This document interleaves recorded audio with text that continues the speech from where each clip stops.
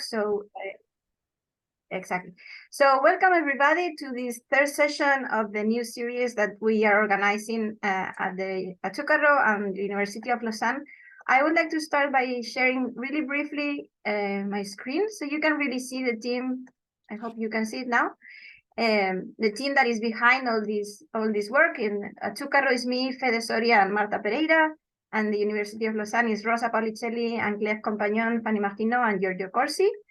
Fanny will do the introduction, I believe, and Giorgio will lead the questioning at the Q&A at the end of the talk, or maybe the other way around, forgive me. And then I would also like to share some of the calendar that we are putting together for the next early 2024. So you can see we have fantastic talks coming up. We will inform, as we do usually, through the Microglia series Twitter account. And I would also like to introduce our new website that you can see here. You can go to a Azucarro website and then find this European Microglia webinar series, where you can see all the talks that have been recorded up to now. And also we have a link to the original repository from the talks that were recorded at Cambridge. So without further ado, I would like to welcome Renzo Mancuso. Thank you very much for sharing your time with us today. Thank you everybody for coming. And I think the introduction is gonna be done by Claire. So welcome everybody. And please don't forget that we will have time at the end for talks. You can either write on the chat or open up your microphone. Thank you. Hello. So it's my pleasure to introduce Professor Renzo Mancuso. So Professor Renzo Mancuso obtained his PhD in neuroscience at the Autonomous University of Barcelona in the laboratory of Professor Xavier Navarro at the Group of Neuroplasticity and Regeneration. And he performed 2 postdoctoral trainings, one in the laboratory of Hugh Perry at the University of Southampton in the UK, and the other one in the Professor Bart Destrooper lab at the VIP-Q Leuven Center for Brain and Disease Research in Belgium. And he's now currently a group leader at the VIP University of Antwerp, where he aims to dissect the role of microglia and neuroinflammation in both Alzheimer's disease and Parkinson's disease, using a cellular system to uncover major phenotypic modification in microglia and building them from there into more complex in vivo chimeric model and human primary sample. So he's now going to talk a bit more on his work. The floor is yours, Renzo. Thank you, Anne. Thanks for the invitation. It's very nice to be here. I've been following this series of webinars for a long time, and it's really a pleasure to be able to share what we do in the lab. Let me see if I can share the screen. You let me know. Perfect. I'm gonna turn off my camera too. Okay, so you see the right presentation mode, correct? Yes, correct. Super. So again, thanks for having me here. And I thought that today I'm going to show you mostly unpublished data. And it's all going to be about how we can study microglia biology and also the impact of genetics of disease using mostly humanized systems. That is our gold standard model in the lab. So I'm going to go through 2 main parts in the talk. The first one is a bit of new data that we are collecting on the generation of YOXAC macrophage precursors to study microglia biology and how we apply those to humanized models. And the second one is about how we can implement these systems to study Alzheimer's genetic risk and FTD genetic risk in an in vivo context in the mouse brain. So I'm going to go briefly through intro, and this is just like 4 or 5 slides to set a bit the state of the art. And I took this example for Alzheimer's, but you can argue that the same happens in other diseases of the brain neurodegeneration, also far away from the brain in cancer. You see the same sort of genetic architecture. And here is the example of Alzheimer's disease, and you're all familiar with these sort of plots, most likely. And these depict the relationship between penetrance and frequency of multiple genetic variants that have been described in GWAS over the last decade. And you can have always multiple groups, but bottom line, you have some highly penetrant variants on top left of the graph that are very infrequent in the population. And then you have a large number of common variants that we all have in certain extent, We all have around 70 to 80 variants in our genomes, no matter what. And those have a very low penetrance in the population in terms of developing disease, and they most likely act together in certain combinations to trigger phenotype. So the idea is that this is a very complex system to model, and of course we have a lot of research done using familial models of disease, and I think we are now going more and more into how these genetics can alter cellular function and looking into more polygenic aspects of disease. So the second thing that you can learn from these plots, if these genes are well prioritized, these candidate genes are well prioritized, is the cellular substrate for diseases. And for Alzheimer's, I think it's very clear now that microglia play a central role in disease pathogenesis. Many of these genetic risk factors are enriched or specific for microglia, and I think the main turning point for the field in terms of moving away from a neurocentric view of Alzheimer's disease and neurodegeneration was the discovery of TREM2 by John Hardy and Rita Guerreiro, because it's a main risk factor for AD, very penetrant, and in the brain at least only expressed in microglia macrophages. And here in the right, you have a schematic that we made a long time ago when I was in Bart's lab, trying to place different risk factors for Alzheimer's disease into the context of a cell. And the majority of them, as I said, can be enriched, and some of them specific for microglia. And the third point I want to make in the intro is the differences between species in the immune system. This is not new, and there are multiple consortia that worked for years and years to try to characterize these differences, because the immune system is highly evolutionarily pressured, and of course they are subjected to changes over time, and more than other systems. And this is very nicely shown in this beautiful paper from Ido Amit and Marco Prince's lab. They've done a massive transcriptomic characterization of multiple species in microglia, and you should go to check the study because it's very interesting. But here, the only thing I want to highlight is that when you look at disease-related genes, in this case Alzheimer's or Parkinson's disease, from expression point of view, all of these are expressed in human microglia and not there pretty much at all. When you go down the evolutionary scale, you even have strong differences between humans and non-human primates, but in mouse they're simply not there. So when you study certain human-specific traits, it's important to go for human cells. Otherwise, we lose the full picture. The second last thing I want to say about this is that when you look at macrophage biology in general, context is key. So this is not only related to microglia. If you look at all tissue-resident macrophages, all these cells, they have highly specialized phenotypes and transcriptomes that are tissue-dependent. And the evidence of that is that you can have monocytes infiltrating different tissues and becoming tissue-like resident macrophages. Microglia definitely are not exception, and this was very nicely shown by Chris Glass and David Gosselin a long time ago. When you remove microglia out of the brain, these cells lose all this transcriptomic profile and characteristics that make them microglia. Even 6 hours after you isolate them and put them in a petri dish, they become a plain macrophage, at least from a transcriptomic and epigenetic point of view.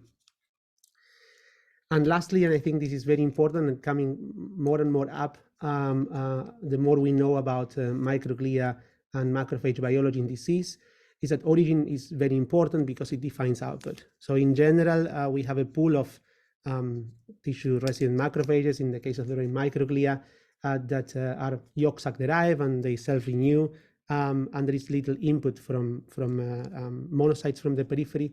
But during disease, this changes, and we have infiltration of a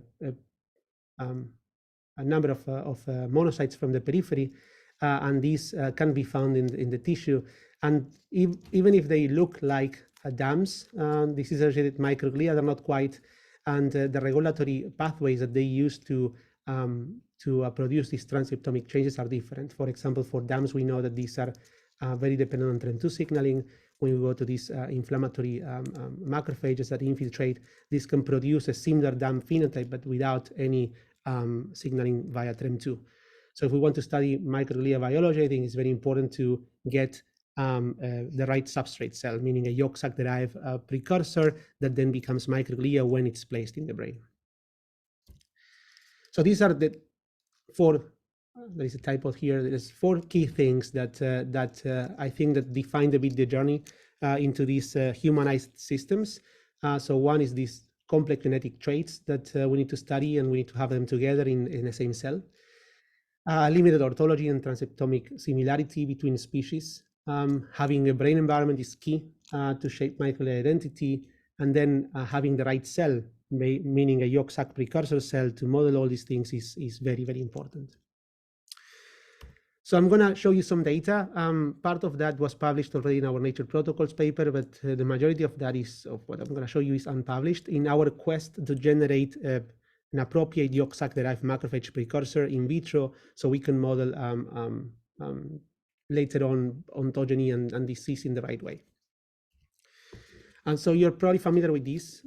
This is the complicated schematic of origin of myeloids. I don't think we need to go through too many details, but the most important thing is that all the macrophages in the body come from the same precursors in the yolk sac. And there are different theories about how many waves are there, but this is clear that we have an EMP or YSMP precursor, depending on the species that you take, and that those give rise to all the diversity of macrophages in the body, and also other lineages like myeloid, in general myeloid lineages, granulocytes, mast cells, and even erythrocytes. So what we are looking is to recapitulate or generate a precursor that manages to generate all these lineages at the same time. And the second important thing about development, and I think it's key for the brain especially, is, as I said before, the turnover of these tissue-resident macrophages is different according to the tissue. And there is a slow replacement of tissue-resident macrophages by monocytes over time in different organs that can change depending on whether there are disease conditions on top or not. And probably the exception, or the vast exception, is microglia in the brain, because even in the presence of some diseases, there is a very low amount of infiltration of monocytes, and microglia tend to cope with the majority of the damage and all the tasks they need to perform.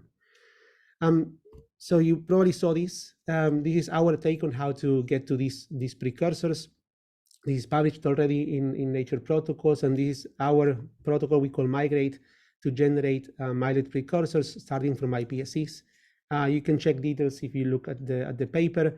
We try this over dozens of cell lines with multiple genetic edits, and we keep seeing consistently good results. And now what I'm going to do is to guide you through the process and show you how we characterize the population of progenitors in depth, and what's the resulting macrophage transplantation and diversity in the mouse later on.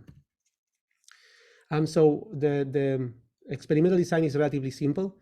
So for this particular characterization, what we did was to differentiate our iPSCs into myeloid precursor cells that we characterized as having high transplantation efficiency when we transplant them in the brain in the Nature Protocols paper. But what we did here was to do an in-depth single cell characterization, looking at all these cells in detail. And of course, we combined our data with previous data sets out there from other macrophage differentiation protocols, and also some data that is out there from human yolk sac, where we have transeptomic signatures of real human yolk sac macrophage precursors. So here is the full diversity, and you can see it's very striking. Even in the Petri dish, these cells are not really homogeneous, and this is probably a lesson to take for other cellular systems. And using different transeptomic signatures out there, we managed to annotate our different cell populations in different lineages. And it's very striking to see that we have a high proportion of yolk sac macrophage precursors in the system, but also we have cells partially committed to multiple lineages. We have macrophage lineage, erythroid lineage, mast cells as well, and then dendritic cells and GMPs for neutrophils and granulocytes. So actually from this Petri dish, even if we try to get macrophage lineages produced, we still have a vast diversity. So this is interesting because you could envision taking the same sort of protocol and then with some tweaks be able to study neutrophil biology or mast cell biology just by pushing the YSMPs into different directions. This we call human MPs, HMPs. We know that already, if you read our papers, that initially we transplanted them into the mouse brain. This is how they look when you put them in the mouse brain and wait for a few weeks or months. I think this is 3-4 months after transplantation. And this is a sagittal section of a brain stained with human P2Y12 that is specific for human microglia. And you see a vast colonization, cortical, hippocampal, striatum, and olfactory bulb regions. And these, across multiple mice and looking at 4 brain structures, goes up to 70, 80, 90% replacement rate, meaning that the majority of the microglia in the brain will be human. We've done this thorough characterization of these cells. I'm not going to go through a lot of details because this is published, but the cells tile across the brain. They don't form any masses or structures. They don't over-proliferate. They tile like you would expect from any microglia in any system. They have different morphological features depending whether they are in white matter or gray matter. They produce a transcriptomic profile very similar to primary human cells.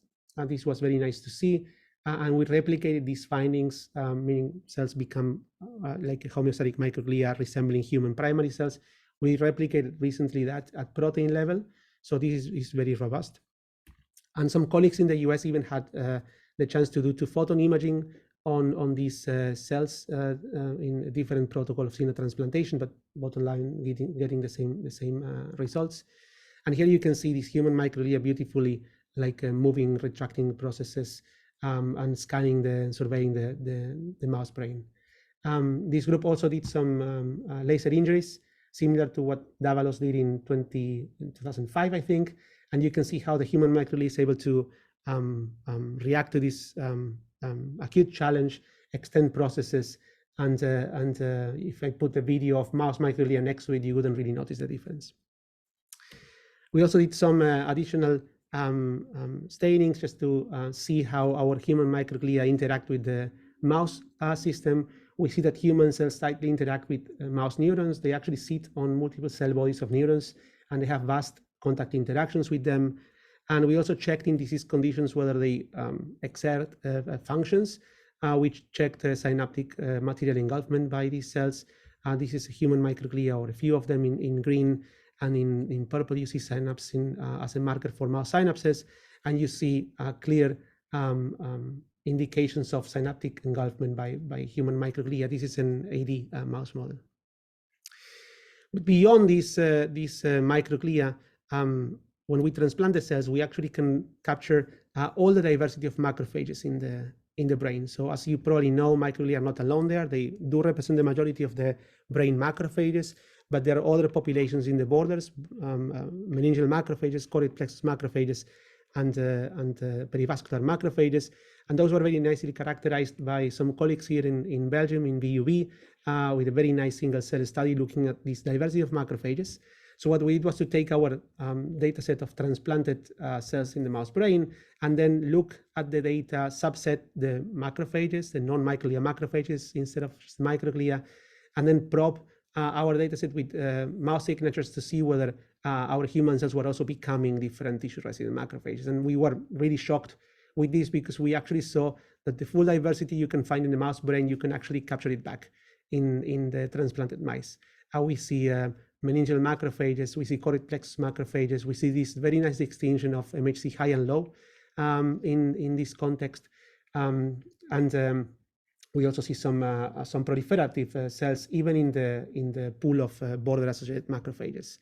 So at least in the brain, we can have this full diversity. We check this histologically. You have here very pretty pictures on borders of the brain. So this is cortical regions, and you see how this is the border of the cortex.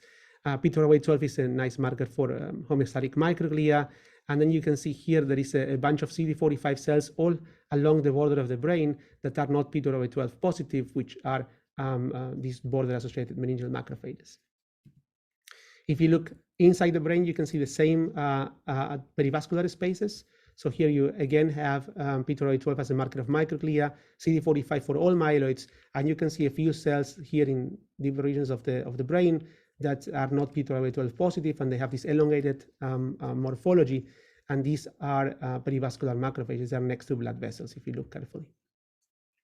We took this step beyond because we reasoned that if these are real myeloid precursors, they should be able to actually produce macrophages outside the brain.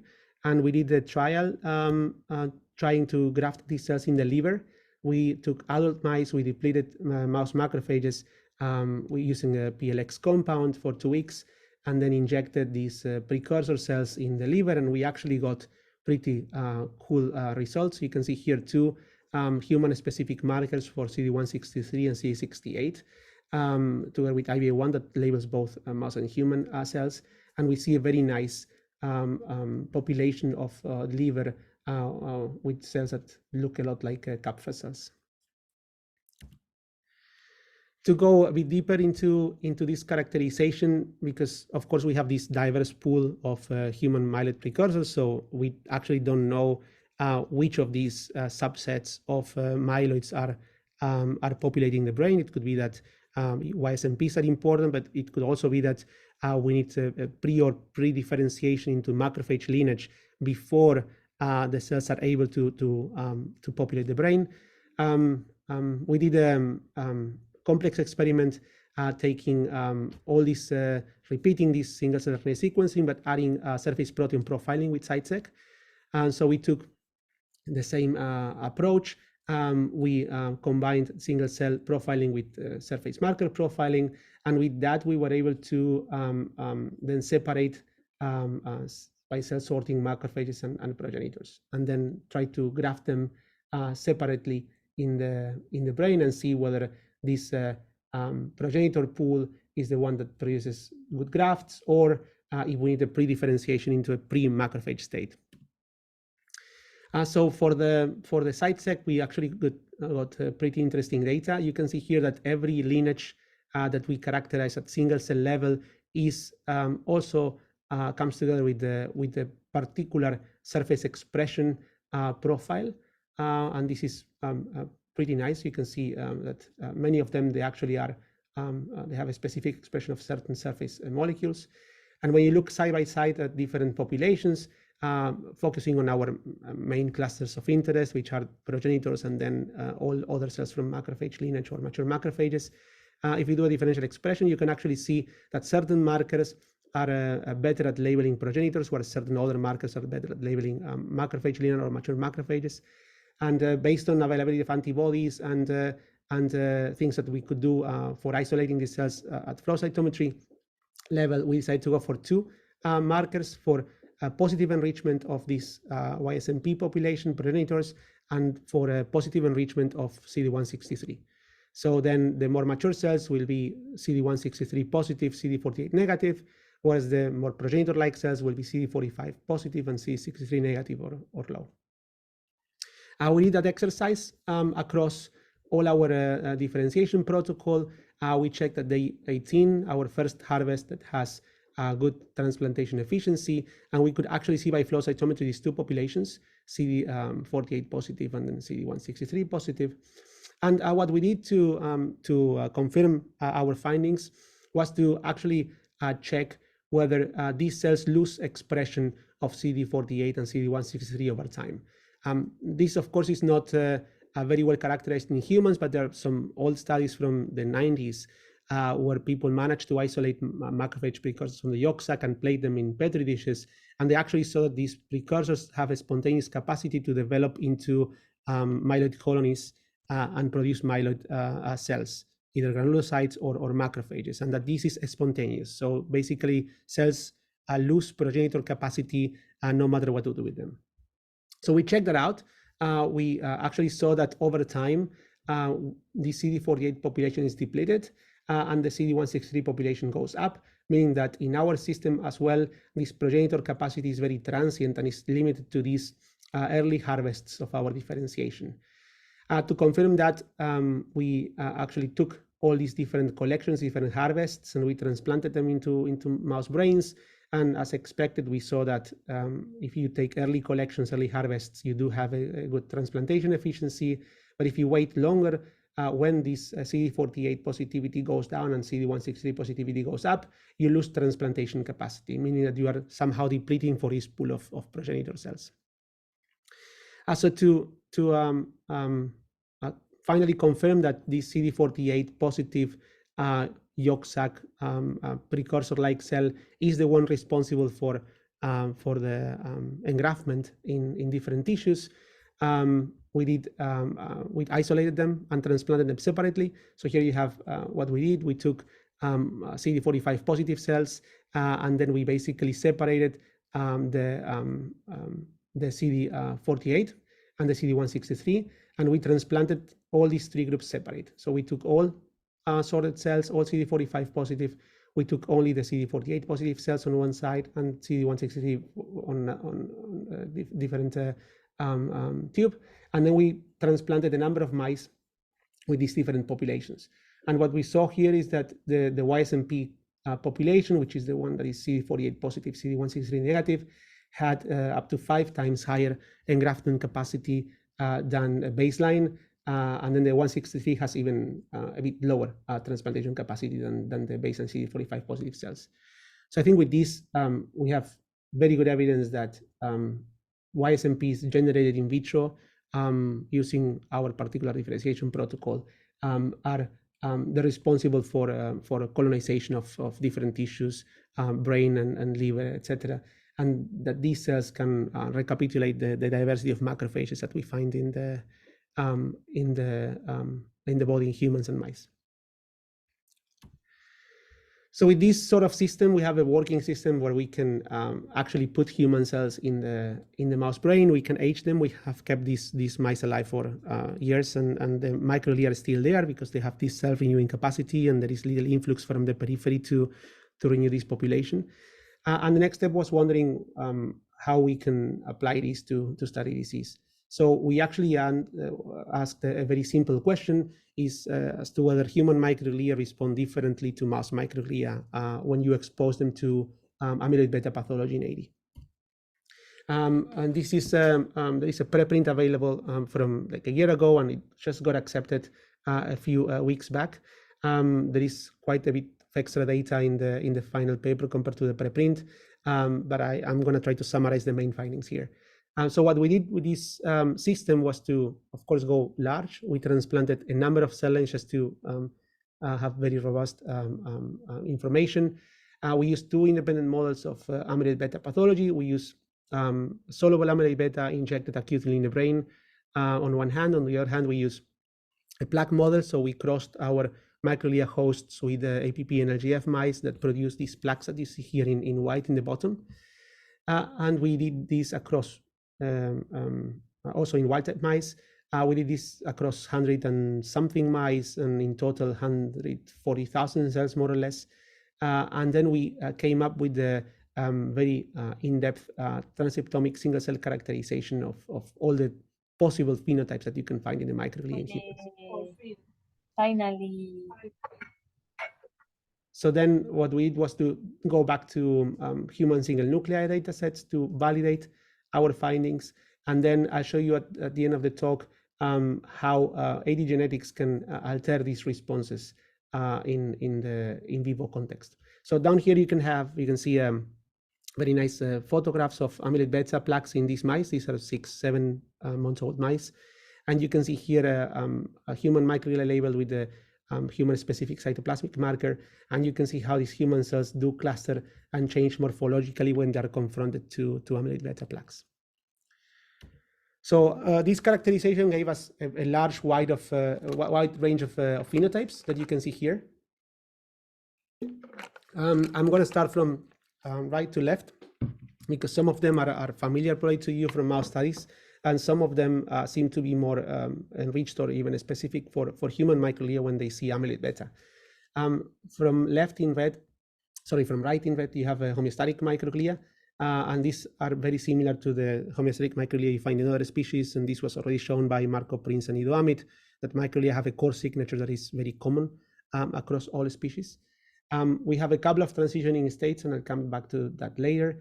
And then here we have a disease-associated state that we call DAM because it's the most similar to the mouse DAM profile, even if the similarity is around 20 to 30 or 35% in terms of genes that are expressed. If you go further into this direction, you have IRM here at the bottom. This is interferon responses, and this is again described in mouse models of amyloid pathology, and it shares strong similarity. And I think the most exciting clusters that we found are here in light green or brown. We found an antigen-presenting phenotype that is, of course, characterized by the expression of antigen-presenting molecules. And this is actually not there in amyloid models of Alzheimer's disease. And this is very nice to see it back, because if you look at human postmortem tissue, HLA has been always a very good marker for plaque-associated microglia, but for some reason in the mouse it is not the case anymore. And in mouse models, it's very hard to elicit a very robust HLA immunoreactivity in these sort of systems.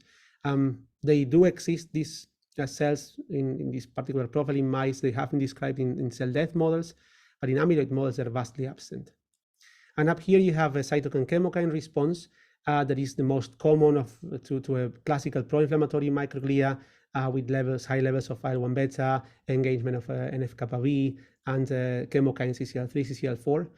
And this we do find sometimes, if we look hard enough, some small groups of cells in the mouse that seem to be CRMs, but in the human scenario, this is much more overrepresented.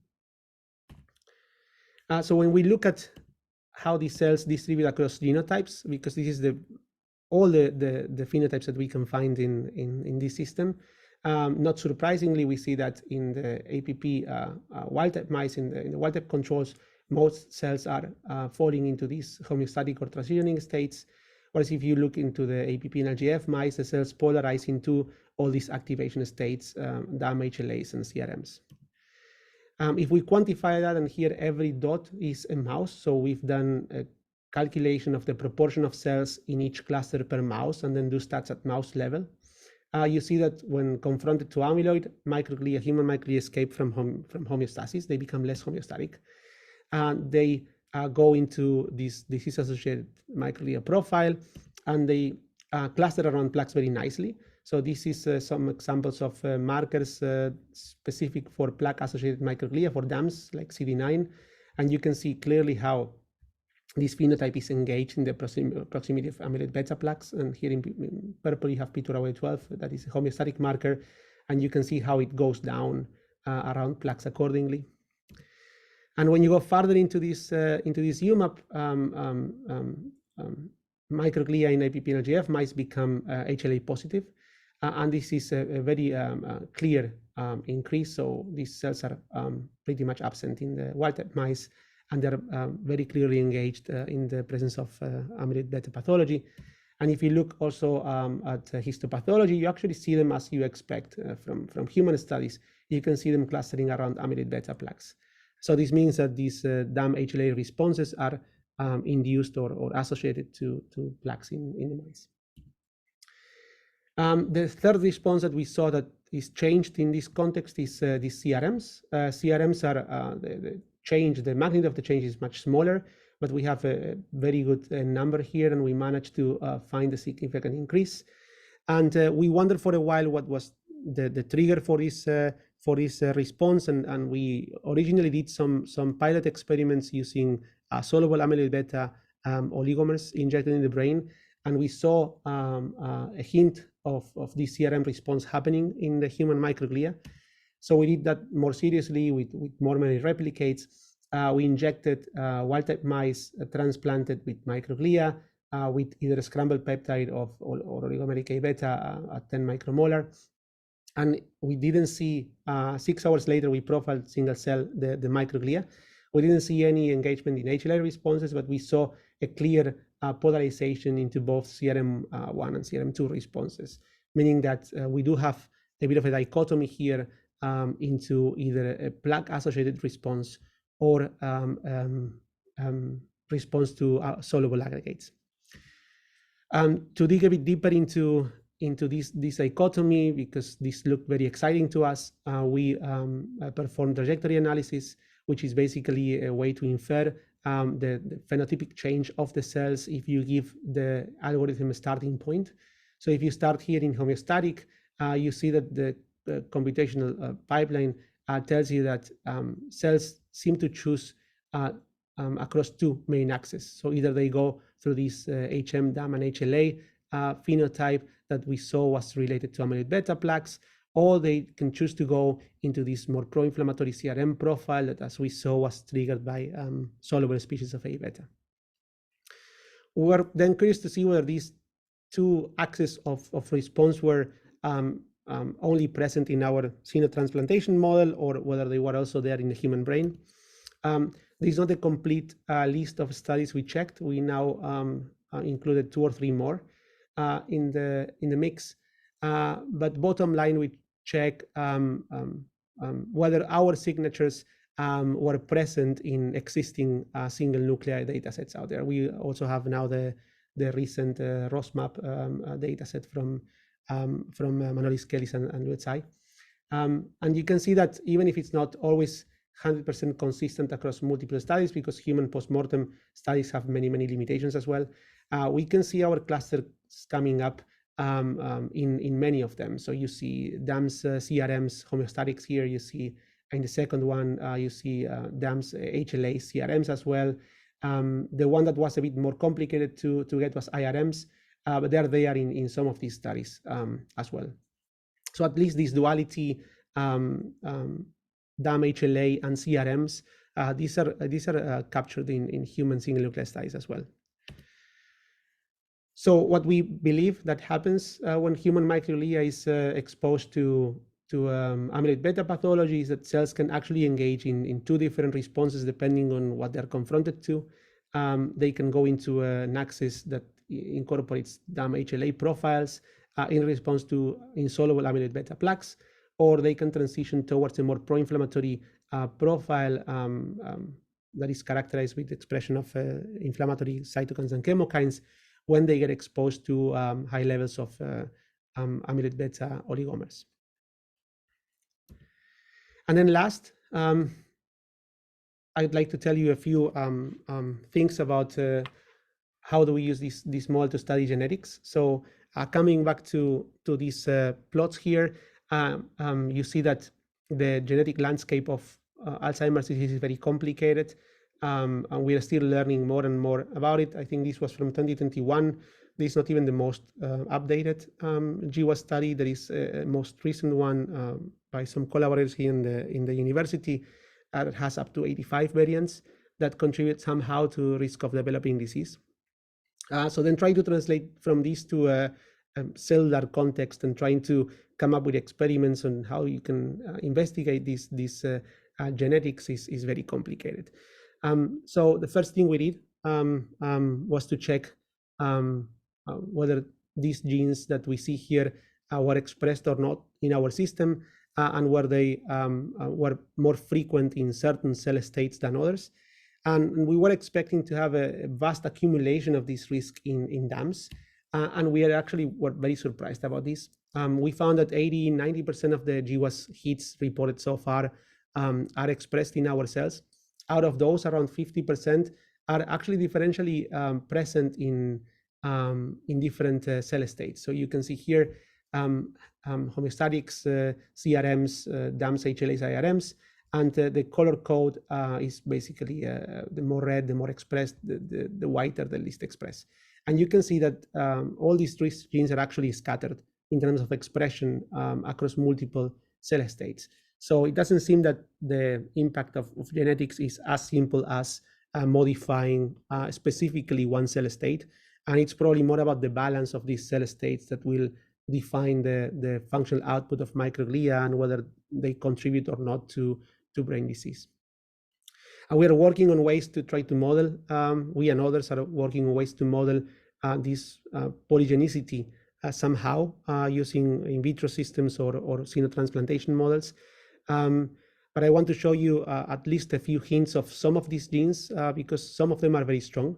And particularly, I want to show you some preliminary data and published data we have on ABCA7, and this is work done in the lab by Jesse. ABCA7 is a lipid transporter, and it's it's a GWAS hit. There are common variants that increase slightly the risk for developing AD. And there are also multiple rare variants, including open ring frame mutations or expansions in certain regions of the gene that actually are very penetrant. So there you have odds ratios for these mutations. If you're familiar with the AD genetics, TREM2 has an odds ratio of around 2 to 3, and then one allele of APOE4 has an odds ratio of around 4 to 5. So different rare mutations in ABCA7 actually are on the top of genetic risk for Alzheimer's disease. And these are interesting to model because we know these are open ring frame mutations and they lead to premature stop codons. So then they are easy to model with knockouts, which is super helpful for our system. So what Jesse did in the lab was to generate, after a very painful process because antibodies for ABCA7 are not very good, he generated a few knockouts for ABCA7 using one of our stem cell lines that we know they graft well and they do well in the brain. Confirmed that the cells were knocked out with Western blots, as you see here, and also collect some primary lymphoblast lines from some mutation carriers we have in the center, and then correct those back to isogenic controls, and also confirm that the heterozygous loss of function of ABCA7 results in haploinsufficiency in terms of protein level as well. So yes, he started with these cells in vitro because it's good to know whether they are dysfunctional at baseline level. And we don't do a lot of work in vitro, but at least we get a feel as to whether these cells are already altered before we put them in the brain in an in vivo context and challenge them with pathology. And it was nice to see actually that when we feed cells amyloid beta, fluorescent amyloid beta for a few hours and then wash it and then check A-beta uptake, both ABCA7 knockouts showed an increased A-beta uptake, and same was true for the mutation carrier for the primary line. And of course, the size of this effect is smaller because we have here a partial loss of function only. Yes, he confirmed as well that this A-beta was present inside cells, not just like stuck all around. And you can see here clearly that knockouts have much more signal coming from inside the cytoplasm. And we are working on this very heavily. We are in the process of getting a single cell out of these cells and check how ABCA7 loss of function mutations alter cell states. But we do have very exciting histopathological data already on these systems. So we transplanted ABCA7 knockout and wild-type cells into the mouse brain. 6 months later, when there is vast pathology in the cortex and hippocampus, we sectioned these brains, and then we looked into the reaction of these human microglia in the proximity of amyloid beta plaques. And we used the specific markers that I showed you before. So here we have in white a label for amyloid beta plaques. In green, we have homeostatic microglia marker. In red, we have this DAM marker, CD9, and here you have at the end the composite with all the channels. And I don't even need to show you the quantifications that will come in a sec for you to see that in the wild type we have a very good microglia reactivity around plaques and a phenotypic switch into DAM states in the proximity of amyloid beta. In the knockouts, this is vastly missing. So even if we have plaques, human microglia don't seem to go into an activated profile. This quantified, this is the output of the Scholl analysis. On the 0 here, you have plaque level, and the x-axis, the more towards the right, the farther away from the plaque we are. And then we have two quantifications here, one P12 in green and C9 in magenta. And you can see clearly in the wild type that there is this phenotypic switch. Far away from the plaque, all cells are homeostatic. As we go close to the plaque, this homeostasis goes away, and then you see these DAMs kicking in, and you see a switch here in proximity of the plaque, where you see CD9 positive, P2 negative populations. In the knockouts, this doesn't happen. This phenotypic switch is not there. So we see a small reduction of homeostasis, but then DAMs never kick in, and there is no response, DAM response around the plaques. Yes, we quantify this as well, and of course there is a significant difference in the levels of CD9 in the proximity of plaques. Then to have a bit of a more functional feeling for this, I just stain for CD68 as a proxy for phagocytic activity around amyloid beta plaques.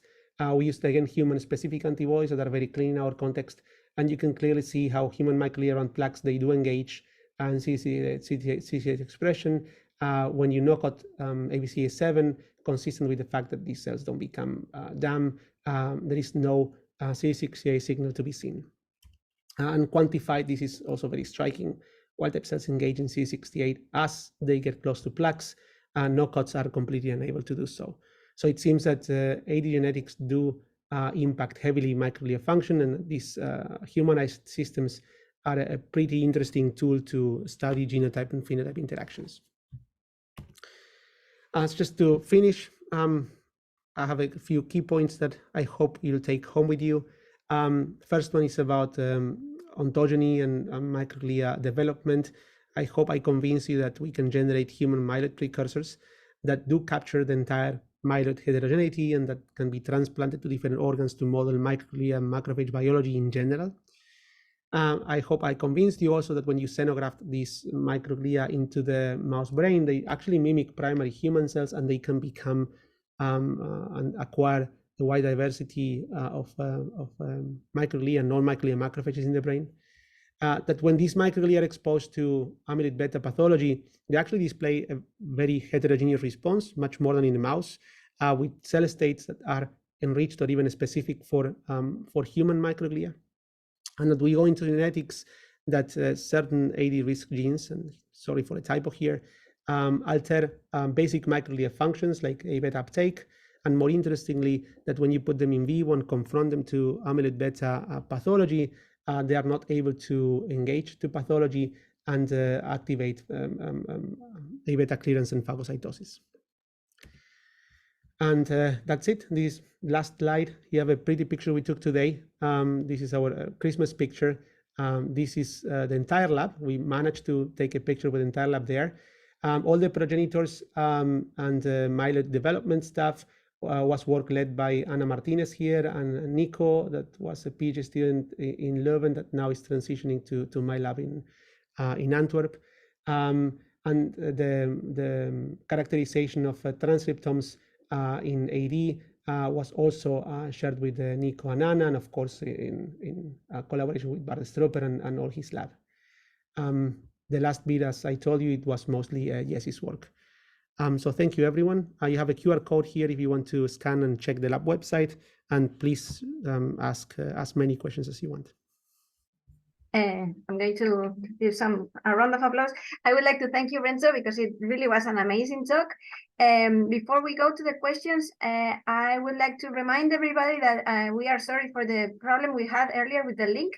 If you go to the chat, you will have a link to the repository with all the talks, and Renzo's talk will be uploaded in a few days. So don't worry if you miss it. I have to say, Renzo, that you were super successful because we were over 180 attendees today, and you already have a bunch of really interesting questions that now will be introduced and handled by Giorgio Corsi. So Giorgio and Renzo, I cannot see your screen somehow because maybe there are too many people. Yes, there you are. Yes, Giorgio, are you there? Hello? You need to turn on your camera, please. Hey, There you go. there I am. Please go ahead. Sorry, I think I missed the part because my connection was weird. Okay, you are supposed to handle the questions, right? The Q&A. No, I think it was Marta. Well, okay. It's not what I was in, but it's okay. I can do it in No, you it's guys fine. say how to do it, but I think you were listed. Sorry, this is an organization issue. No worries. Okay, so I will start by reading the Okay. questions we have in the group chat, and feel free to add or ask by person. So the first question is from Tiago Furquim, and it says, I was wondering, you showed CD48 and CD163 population in the collection from the differentiation protocol, and that over this time CD48 are reduced. Does that mean that keeping these producing cells for longer than 18 days for further collections, then you get more and more mature cells for later collection compared to day 18? Exactly, that's exactly right. So you can keep these are based on original protocols going through embryoid body formation. So you can keep those embryoid bodies in vitro, and every week they will keep pumping out cells. What we observed is that there is a transition, and the first cells that come out of these embryoid bodies, they have a much more progenitor profile. Whereas if you keep the embryo bodies for longer and you let them produce more cells, they will spontaneously be more mature. We also saw that if you take these 18s that are progenitor-like cells and you plate them and you check them later, they mature as well. So there is some sort of endogenous timing for maturation that is not dependent on the media, because we keep the same media, we keep the same factors, the same recipe, same concentrations, and they spontaneously lose progenitor capacity and acquire a more mature profile. Okay, thank you. We can proceed with the next question by Emily McGuire. Thanks a lot for a great talk. Do you see any difference between male and female mice when comparing the scRNA sequencing groups? Example, numbers of homeostatic microglia in response to Alzheimer's disease pathology. We haven't checked that in our system. I know there are some sex differences in the basic mouse model we use, the APP-NLGF mouse model. This was published by a colleague of mine in Bart Stropper's lab. I think it was 2019. There are some basic sex differences in the intrinsic to the model. In our case, we haven't checked. So when we transplant cells, we do it balanced in terms of sex. We always balance groups out. And then what would be interesting, I guess, in our context would be to check whether male or female microglia transplanted in either male or female mice do something different. But we haven't gotten to that point yet. We haven't checked that at the moment. Okay, thanks. It's a lot of work to do all these 4 comparisons at the same time. So at some point, we'll probably collect enough data to do it, but we are not trying actively to pursue that. Okay. Next question is by Carmen Romero Molina. Beautiful talk. Is the human microglia engraftment similar across the progenitor donor lines that you used? Which percentage of engraftment do you achieve? So yes, of course, there is a range of transplantation capacity that can be due to multiple things, but we get very good transplantation efficiencies over 50, 60, 70% for all lines. We haven't come across yet with a line that we struggle in terms of transplantation. And then percentages vary a bit, but I would say that from 6 months old, we always work around 50, 60, and up to sometimes 70, 80, 90%. And that's, of course, region dependent. If you look at cortex hippocampus and you dissect that, you would probably find 90, almost 100% of efficiency. But we haven't really come across a line that is particularly bad at doing that. Okay, thanks. Next question by Mohit Dubey. Thank you for your talk and for sharing interesting data. I'm curious about how human microglia affect the development of pathology in UP-NLGF mice. Do they impede the pathology or improve its progression? For example, clearance of plaque. We haven't checked that, honestly. We can certainly do so. We could compare non-transplanted mice with transplanted mice and see how pathology is altered. We haven't checked that. We also need to check amyloid beta load and clearance in our mutants. We are in the process of checking that for the ABCA7 mutant to see whether we have more or less amyloid deposition and more or less in vivo phagocytosis using our system, but we haven't done a systematic analysis of that. The thing we've done, and I think is probably interesting to know, In the paper, I haven't shown you that, but we started playing also with the host mouse. So we have wild-type mice and APP-NRGF mice transplanted with with human microglia. But on top of that, because we wanted to study the role of ApoE, what we did was to knock out ApoE in the mouse. So we produced APP-NRGF ApoE knockout mice. In the process of doing those knockouts, what we found is that actually ApoE is very important, at least in our model and others, not every model of Alzheimer's amyloid pathology, but in knocking models of APP, ApoE is very, very relevant for amyloid beta aggregation. So if you knock out ApoE in APP-NRGF mice, you wipe out 80% of the plaques. So you have much lower plaque load. If you put human microglia that expresses ApoE in those mice, you cannot reconstitute plaque load. So the plaques stay low. So we haven't done really a comparison, intensive comparison across different species, but at least what we know is that in the absence of, for example, mouse ApoE, microglia ApoE is not enough to bring all these plaques back. So it's not enough to induce this aggregation. Okay, thanks. Next question, Juan Duarte asks if you think that HLA upregulation might be associated with a specific differential response by microglia in your Alzheimer's disease model. Has it been described that microglia present antigens to infiltrating CD4 lymphocytes directly inside in the brain parenchyma in the Alzheimer's disease context? Yeah, so this is a question that we always get. To be honest, this is unknown. For our system, that's probably one of the main caveats we have. We need to work with immunodeficient mice, which means that we don't have an active adaptive immune system there. So there are certain questions about innate adaptive interactions we cannot explore. But in general, when you look at models of disease, not humanized, just simple models of disease, the amount of CD40 cells in amyloid models is very, very low. I think there is some evidence now in tauopathy models by the Holzman lab that there could be cytotoxicity via T cells in tauopathy systems, and in those you can see mouse microglia upregulating HLA molecules. But in the context of amyloid pathology, I think this is not really shown. Next steps, I guess, in our humanized system would be probably to try to incorporate adaptive immunity there, T-cell transfers or things like that. So then you can have both components in the same mouse and study human-specific interactions. But for now, I think that everything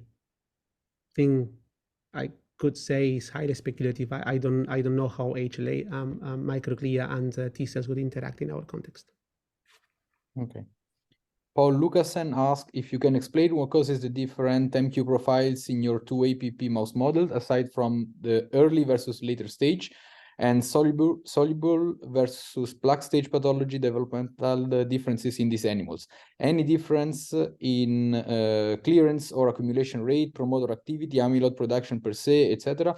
Any differences in relation with cognition? So yes, this is always a matter of confusion. We don't use two APP models. So yeah, we use two APP models, but one of them is the wild type control for the other one. So for pathology, we use APP-NRGF mice that were developed in Riken some time ago. Those are knocked-in mutations in the, so it's basically a humanized mouse with some mutations that are knocked in the APP gene. The thing is that in the process of generating those mice in Japan, they also introduced two additional amino acids humanized in the amyloid beta 42 sequence. So actually the APP-NRGF mice, they have 5 amino acids that are changed to humanize the sequence.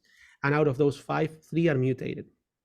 So our other APP model is not really a disease model, it's the humanized wild type control. So what Bart did in his lab was to take the mouse APP gene and humanize it for the 2 additional sites that were introduced in the APP-NRGF mice. So basically it's a humanized A-beta 142 sequence with no mutations. So by all means, and those mice were published some time ago, these are wild type mice. So they have a slight shift in some species of A-beta, but they don't produce plaques, they don't have any brain disease, they don't have any phenotype at all. So actually, this is simply the humanized wild-type version of our system to have the best possible control for the APP and LGF, but they are wild-type by all means. We have many more questions in the chat, but since it's already 6 p.m., maybe we can choose a couple of them. Giorgio, you go ahead. Yes, I was just reading the latest question that we received. So sorry if we don't have time for everything. It really was an amazing okay, interaction. so I will choose this one. Sorry if I missed. Did you confirm that ABCA7 knockouts and graft at the same rate as wild type? Do you think that your research indicates a requirement for ABCA7 to shuttle a lipid for TREM2 activation, or that lipid shuttling is important to sustain the DAM-like phenotype following TREM2 activation? ABCA7 knockouts and graft as well as wild types, they're all very good. And then the mechanism is something we're exploring now. So I cannot tell you, but I'll write this down because it's pretty interesting. It could be that ABCA7 needs to shuttle out certain lipids that are important for TREM2 binding. It could also be that ABCA7 controls lipid microdomains in the membrane and then change the availability of receptors in the microglia, and that's why they cannot see amyloid. So we have a few ideas on working hypothesis, but at the moment the mechanistic link is still missing. We don't know how ABCA7 deficiency would alter so much the ability of microglia to get into this DAM-like phenotype. So Jack, if you have any extra thoughts, just shoot me an email because we are looking into that. Okay. I'm just going to pick up personally a question from Cunningham. It's a friend over there who's asking something really interesting, is that you seem not to have any engraftment in the hypothalamus. So why is that? In the thalamus. No idea. In the thalamus, sorry, in the thalamus. I think it's because we inject the cells in the what's going to be the striatum, and they very quickly take the corpus callosum as migratory route, and then they go into the cortex and hippocampus in sort of a final radial migration. I think it's simply a matter of what route the cells choose to go through. In other models where there is a genetic depletion of microglia, like fire knockout mice, if you put cells like ours in those mice that don't have any microglia, they go everywhere, even the caudal spinal cord. It's more a matter of putting the cells in a place, and then the transplanted cells need to compete for the niche, and they choose certain migratory pathways. But it's true that it's hard to get them in our injection setup, hard to get them in the back of the brain as well. We don't see them in the cerebellum or the brainstem either. But this can all be improved with better depletion systems because it's been done genetically already. So you think it's because you don't have full depletion in the thalamus? That's why they don't migrate there? I think that when we inject the cells in the brain, they go in competition with mouse endogenous, partially deplete mouse endogenous cells with the CSF1 inhibitor, but then when you put the progenitors, human progenitors, they compete for niche. And once they get to a colonization pattern, it's much harder for the human microglia to gain the space back. But again, if you deplete well enough, then you can get pretty much full colonization. Okay. Well, thank you very much, everybody. Thanks, Giorgio, for taking care of the questions. Thanks, Renzo, for an amazing talk and all this interaction. Maybe everybody, you can turn on your cameras, just say goodbye so that he knows he's not alone. We were actually here listening to you. And if you have any, if you want to email questions because you really need an answer, just shoot me an email, I'll reply. Okay. It's good to see so many friends on the other side of the screen. Thank you, everybody, and we will upload the talk in a few days in the repository. Thank you. Bye-bye. Bye. Thank you. Bye. Bye. Thanks for a great presentation. Thank you. Bye. Bye. Bye.